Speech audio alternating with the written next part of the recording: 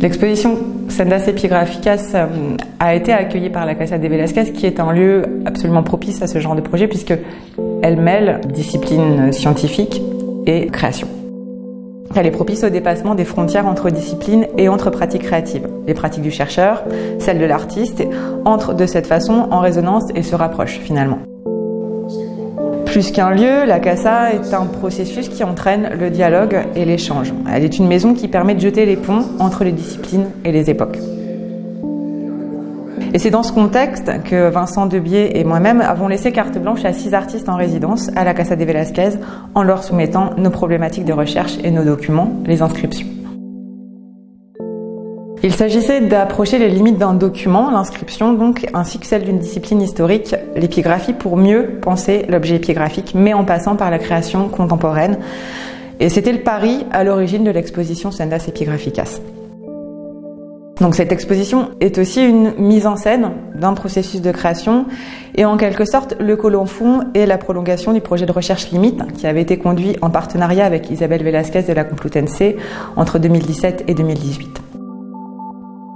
Limite était consacrée aux inscriptions tracées sur le bois, la pierre ou le métal, les monuments et les objets de l'Antiquité tardive et du Moyen-Âge. Et à l'automne 2018, au crépuscule de ce projet de recherche qui réunissait exclusivement des scientifiques mais d'horizons différents, nous avons engagé une nouvelle discussion, cette fois-ci avec des artistes. Au fil des mois s'est construit un discours poétique et indiscipliné autour de l'inscription. Nous avons d'abord soumis nos objets de recherche à la création, puis nous nous sommes retrouvés nous-mêmes, commissaires-chercheurs, au service de la création. Et ce va-et-vient spontané reposait sur un corpus d'inscriptions tardo-antiques et médiévales et une volonté, révéler les 3 composantes essentielles de l'inscription, le matériau, le signe, le temps. Les artistes se sont donc emparés très librement de ces pièces historiques que nous leur donnions à voir et ils ont finalement prolongé, réinventé la créativité des scripteurs antiques et médiévaux. Comme eux, ils ont joué sur la plasticité, l'esthétique et la tonalité de l'écriture pour transmettre un message et une émotion visuelle, sensible, sonore. Quando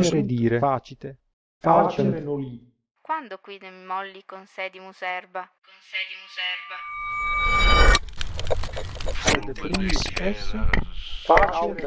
Facite.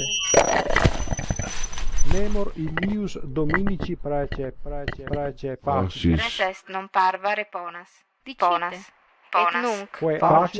Et c'est dans ce partage que l'on mesure peut-être mieux la richesse graphique de périodes pensées encore trop souvent comme peu ou mal alphabétisées et pour lesquelles, finalement, le recours à l'écriture ne saurait être autre que pratique.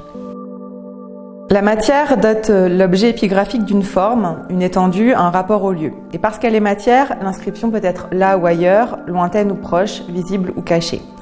Et dans cette texture, les signes du texte s'incarnent. Lettres, ponctuation, abréviation, caractères intelligibles, vocalisables ou non. Il y a comme une tension entre le sonore, le visible et le lisible. Et puis il y a le rapport de l'inscription au temps, instant de la lecture, permanence de l'objet, réactualisation d'un souvenir. Les inscriptions antiques et médiévales sont exposées sur les murs des galeries et elles s'imposent en tant que témoins d'histoire et traces du passé, mais elles sont aussi mises en scène au même titre qu'une œuvre contemporaine. Et il est clair que les créations contemporaines transforment ces traces en acteurs et les dotent d'une présence culturelle et plus encore esthétique, une présence esthétique réelle que l'on aurait tendance à ignorer. C'était aussi l'ambition du projet Sendas Epigraphicas, inviter le public d'aujourd'hui à regarder ces objets autrement, faire basculer le regard de l'austérité apparente de ces fragments d'histoire à leur véritable beauté. Et l'écriture épigraphique est littéralement mise en œuvre ici. Sendas Epigraphicas, c'est donc une production hybride qui se nourrit du dialogue entre artistes et chercheurs, entre documents historiques et production artistique. Ce dialogue entre juxtaposition, contradiction, défi construit un objet en soi. Sendas Epigraphicas est en effet un objet en soi et une expérience résolument contemporaine. Passé et présent se rejoignent. Et l'exposition est une trace à la fois éphémère et durable d'une recherche collective, scientifique et artistique.